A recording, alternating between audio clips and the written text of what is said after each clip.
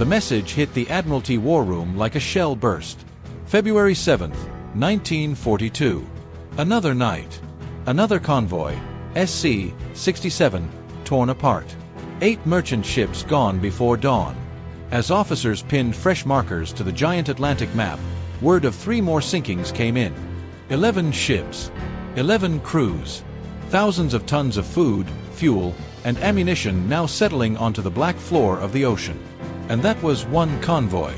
Britain was starving, and the numbers didn't lie. In January 1942, German U-boats had sunk over 327,000 tons of Allied shipping. February would climb to nearly 500,000. The U-boat crews called it the second happy time. Hitler didn't need an invasion. He just had to watch Britain bleed out across the Atlantic. Admiral Karl Donetz's wolf packs were operating with terrifying precision. Groups of 8 to 12 submarines spread across thousands of miles of ocean, waiting for a convoy to blunder into their patrol lines. Once detected, they attacked in waves across multiple nights, overwhelming the escorts. A single convoy might lose a dozen ships before reaching safer coastal waters. The math was brutal. Britain could replace maybe 200,000 tons of shipping per month. The U-boats were sinking double, sometimes triple. Rationing tightened. Food stocks fell. Churchill later admitted the truth. The U-boat threat was the only thing that ever truly frightened him. The Royal Navy had destroyers, corvettes, sloops, plenty of hulls. What they didn't have was sight. A U-boat attacking at night on the surface was nearly invisible. Submerged, it vanished completely except for the faintest trace on Astig, the early sonar that gave only bearing and range, never depth. So the Admiralty relied on a weapon that seemed logical: depth charges. Mark 7 drums packed with torpex rolled off the stern in neat patterns whenever Astig reported a contact. 5 charges, spaced about 60 meters apart, set to various depths. The idea was simple: blanket an underwater volume with explosions and hope one detonated close enough to crush a submarine's hull. Except, close enough meant within 6 meters. Beyond 12 meters, the blast barely rattled the gauges inside a U-boat. The ocean didn't care about theory. In 1941, the Royal Navy dropped roughly 4,000 depth charges against confirmed contacts. They sank 35 submarines. That meant a single kill required, on average, 114 depth charges, about 23 separate attacks. Some ships burned through their entire loadout without landing a fatal hit. The corvette HMS Cletus once hammered a single contact for 6 hours, dropping 42 charges in repeated attack runs. The U-boat limped away with little more than shaken nerves. The flaws were obvious to the men trapped inside those steel tubes. Astig lost contact whenever the target passed directly underneath an escort. U-boat captains exploited this blind cone, diving deep, turning sharply, or even slipping right beneath their attacker. Some released oil and debris to fake their own death. Others simply crept away in silent mode while escorts blasted empty water. The Admiralty's solution? Drop more depth charges, wider patterns, bigger spreads. Some attacks used 10 charges, a few experimental runs used 14, but scattering explosives over hundreds of meters only pushed each blast farther from the real target. And still the wolf packs came. Somewhere in this nightmare, an overlooked Royal Navy officer, an outsider who had spent 2 decades being politely ignored, was about to upend everything. But before he could, someone had to ask the question no one dared to raise. What if the Admiralty's entire depth charge doctrine was catastrophically wrong? The Admiralty kept widening patterns and dumping more explosives into empty water, but the kill radius never changed. It was still like trying to kill a mosquito in a cathedral with a shotgun. Loud, impressive, and almost entirely pointless. By early 1942, seasoned U-boat commanders barely feared depth charges. If they held strict silent running and zigzagged unpredictably after detection, they survived 9 times out of 10. The Royal Navy was spending mountains of explosives for almost no return. What they needed wasn't more firepower. They needed someone willing to rethink the whole system. That someone was Commander Frederick John Walker, an officer the Navy had never quite known how to use. Commissioned in 1919, Walker had devoted his entire career to anti-submarine warfare while his peers chased battleship posts and colonial commands that led to promotion.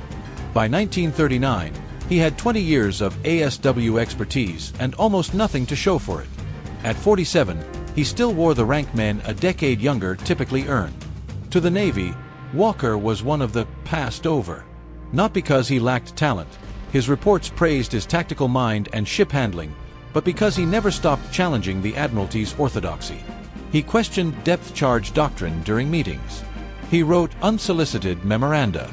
He ran his own theoretical exercises instead of playing politics. In peacetime, that made him look like a crank. His ideas weren't radical, they were mathematical. If ASTIC could be off by 50 meters, and a depth charge needed to detonate within 6, random guessing was hopeless. Walker believed one ship should hold contact continuously, tracking every move, while a second ship closed in slowly and dropped charges exactly where the submarine truly was, not where it had been half a minute earlier. The Admiralty dismissed it as interesting theory. Then war came.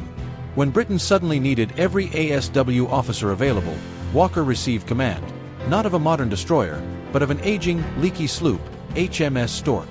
It wasn't glamorous, but it put him at sea, facing real U-boats. And that was all he needed.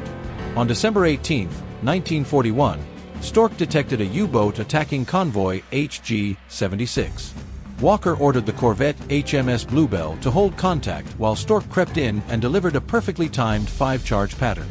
U-131 surfaced crippled and sank soon after. The Admiralty shrugged. Walker did not.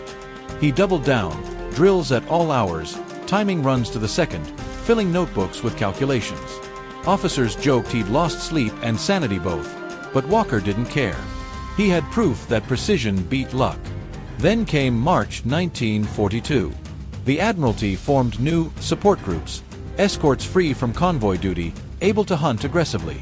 Walker was given command of the second support group, 5 sloops including his new flagship, HMS Starling. It wasn't recognition, but it gave him something better. Freedom to shape a unit exactly as he imagined. And he intended to teach the U-boats fear again. Walker called his method the creeping attack. When he first explained it, his captains thought he was overthinking everything. It required discipline, slow speeds, and coordination that bordered on choreography, completely opposite of the Navy's aggressive, high-speed doctrine. Here's how it worked. Ship Alpha, usually Starling, locked onto the submerged U-boat and never broke contact. Continuous updates, every few seconds. Bearing 270. Range 400 yards. Target drifting left. Ship Bravo positioned half a mile astern and began inching forward at 5 knots, walking pace. That glacial speed was the key. At 5 knots, ASTIC could track the submarine right up to the moment Bravo passed directly over it. At the usual 15-knot attack speed, sonar lost contact half a minute before the drop, enough time for the U-boat to slip away. Walker was rewriting the Battle of the Atlantic with patience and mathematics. And soon, the U-boat captains would learn the difference. Walker's new method demanded timing so tight it bordered on choreography. Ship Alpha guided Ship Bravo with a steady stream of updates. Bearing 268, range 300, steady. 200, 100, stand by, drop. On that final word, Bravo released a 10-charge pattern, not scattered randomly but arranged in a compact diamond, each charge spaced 50 feet apart and set between 100 and 300 feet. Instead of spraying the ocean with hope, Walker created a 200-foot cage of overlapping explosions. If ASTIC said the U-boat was inside that box, it wasn't escaping. Walker had run the numbers obsessively. A submerged U-boat on silent running could make maybe 3 knots. From the instant ASTIC briefly lost contact as Bravo passed overhead to the moment the charges detonated, about 15 seconds, the submarine could travel no more than 75 feet. Walker's diamond was nearly triple that width. Even a perfect evasive turn still kept the U-boat inside the kill zone. This wasn't luck anymore. It was geometry. But precision demanded discipline. Bravo's captain had to trust Alpha's sonar without hesitation, hold exactly 5 knots even when instinct begged him to accelerate, and drop charges the split second Alpha gave the order. Alpha's ASTIC operators had to maintain constant contact, call ranges with absolute accuracy, and time the final drop command to the heartbeat. One mistake, one misread bearing, one late order, and the attack failed. So Walker drilled his ships mercilessly. Training runs on British submarines. Endless practice. Stopwatch timing. Calculations. Adjustments. More drills. Slowly, his officers understood. Walker wasn't obsessive for the sake of it. He was removing guesswork from a system built on blind hope. The question remaining was simple. Would it work under real combat pressure? The first official reaction came in April 1942, buried inside a dull memo from the Anti-Submarine Warfare Division. Some desk officer reviewed the reports and concluded the creeping attack was interesting, but too slow, too complicated, and not obviously more effective than standard methods. The memo politely suggested Walker return to conventional patterns and use his coordinated method only when time allowed experimental approaches. Walker read it twice, crushed the paper, and filed it under irrelevant. But the memo revealed a larger problem: the Admiralty's mindset. The Royal Navy had 25 years of doctrine behind it. Manuals, procedures, training, a whole professional identity. And now an overlooked commander was implying they'd misunderstood submarine warfare since 1917. That didn't sit well with men who'd built careers on tradition. Their objections sounded reasonable at first. Standard attacks took 5 minutes. Walker's took 20 or more. In those extra minutes, other U-boats could strike again. Aggressive commanders argued that slowing down while merchant ships died looked like cowardice dressed up as mathematics. Captain Harold Godfrey mocked Walker's 5-knot approach as yachting speed. Then there was supply. Walker used 10 charges per attack, twice the standard. Depth charges were already scarce. Using Walker's method fleet-wide would require a 70% increase in production. Logistics officers wanted to know where Walker planned to find those extra charges. But the deeper resistance came from tradition and pride. The Royal Navy celebrated bold, instinctive leaders: Nelson at Trafalgar, Beatty at Jutland. Aggression was identity. Walker's calm, mathematical approach felt un-British, almost clinical. Rear Admiral Mansfield wrote that Walker's ideas suited scientific temperaments, not fighting sailors. Commander Richard Stannard preferred missing with aggression over hitting with timidity. None of these men were incompetent.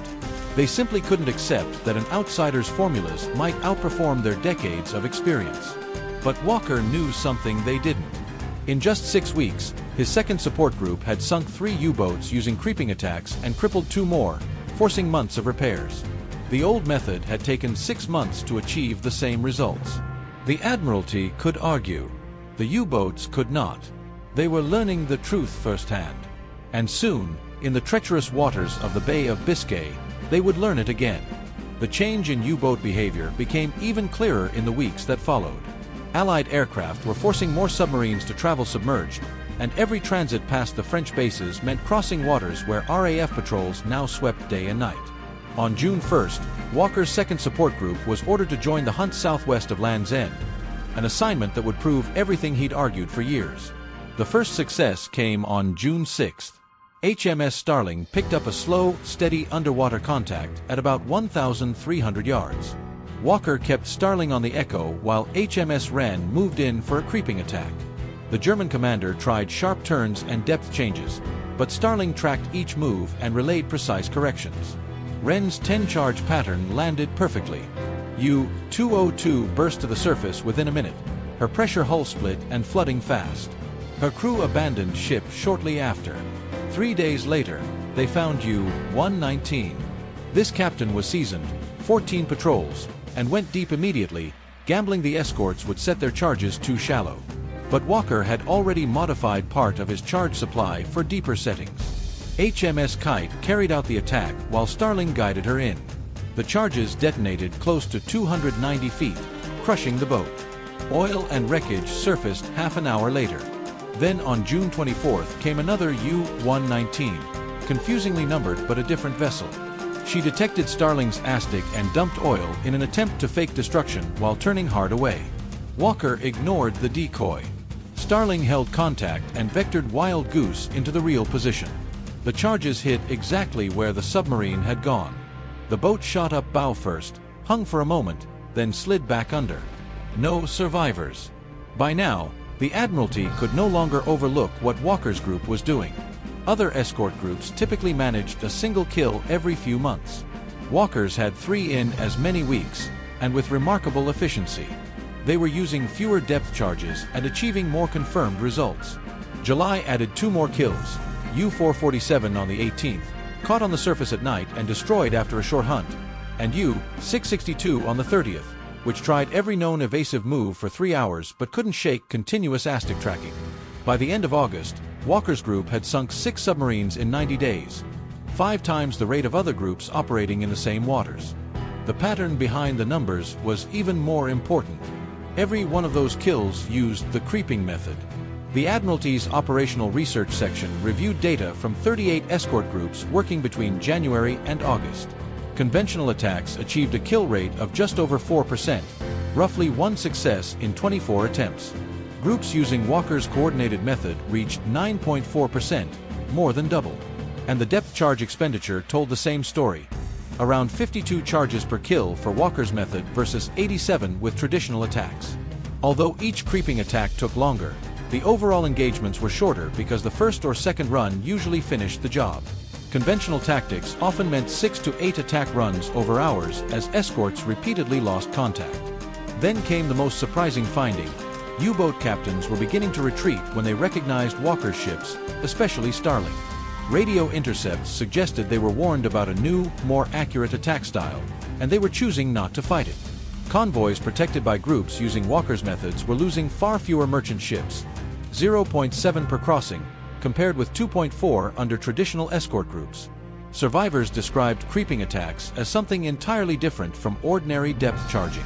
The constant ASTIC pings, the slow, deliberate engine sounds closing in, and the unmistakable accuracy of the explosions made it feel less like random bombardment and more like an execution. Patrick Blackett summarized it best. Walker had turned depth charge warfare from area bombing into precision strike. By September 1943, the debate was over. Walker's results were too decisive, too consistent, to argue with any longer. The Admiralty's remaining resistance collapsed under the weight of numbers, and the question now was simply how fast the entire Atlantic escort force could be retrained. On October 12, Admiral Sir Max Horton issued an abrupt but historic memorandum ordering every escort group under Western Approach's command to transition immediately to coordinated attacks modeled on Walker's system. A new tactical manual, focused almost entirely on creeping attack procedures, was to be completed within 30 days. The same officers who once dismissed Walker's ideas were now tasked with explaining why they were essential. Walker was summoned to Derby House on October 20th. He expected another skeptical briefing. Instead, he stepped into a room full of escort group commanders waiting to be taught. Horton's instructions were blunt. Give them everything. Walker had 4 days. What followed was one of the most intense tactical courses the Royal Navy ran during the entire war. From early morning until late at night, Walker broke down every aspect of coordinated hunting: ASTIC interpretation, approach geometry, ship spacing, communication discipline, depth charge sequencing, and the logic behind the crucial 5-knot limit. He fielded every what-if scenario, drawing on years of notes his critics had once mocked. Some commanders worried their crews lacked Walker's experience. His answer never changed: discipline mattered more than brilliance, and discipline could be trained. By November, the new tactical manuals were circulating to escort groups across the Atlantic. Earlier doctrine had only urged cooperation when possible. Now it specified exact radio phrases, attack patterns, and step-by-step procedures. In December, the Admiralty established formal training grounds off Londonderry where escorts practiced coordinated attacks against Royal Navy submarines acting as U-boats. Walker personally supervised early sessions. If a commander tried to push 7 knots instead of 5, Walker made him repeat the run until he accepted that higher speed meant losing contact. By early 1944, the transformation was well underway. 23 escort groups had completed the new program by January, 41 by March. German intelligence noticed the shift. A captured February report warned U-boat captains that Allied escorts now used coordinated tactics, making escape after detection extremely unlikely. The old insistence on aggressive, high-speed attacks faded. The fleet had absorbed Walker's philosophy entirely. Walker returned to sea in February 1944, choosing operational command over staff promotion. Back aboard Starling, he led a series of operations that added steadily to his record. U-264 in February, U-761 in March after an 8-hour pursuit, then 2 more in April. U-592 and U-653, both destroyed while attempting convoy attacks. By June, Walker had directed attacks resulting in 20 U-boat kills, more than any Allied naval officer. Counting operations he coordinated but did not deliver the final blow, his group's total reached 25. The U-boat arm, which had nearly starved Britain 2 years earlier, was now losing boats faster than German shipyards could replace them. But the relentless tempo took its toll. Walker had been at sea almost continuously since 1939. He slept little, drove himself constantly, and carried the full weight of every decision during the most brutal years of the convoy war. Officers noticed his exhaustion deepening through 1944. He remained on the bridge at all hours, double-checking calculations, preparing for threats that might never come. During the Normandy landings, his group maintained an unbroken screen around the vast troop convoys, and not a single transport was lost, but the strain was immense. In late June, after working for nearly 2 days without rest, Walker collapsed over his desk.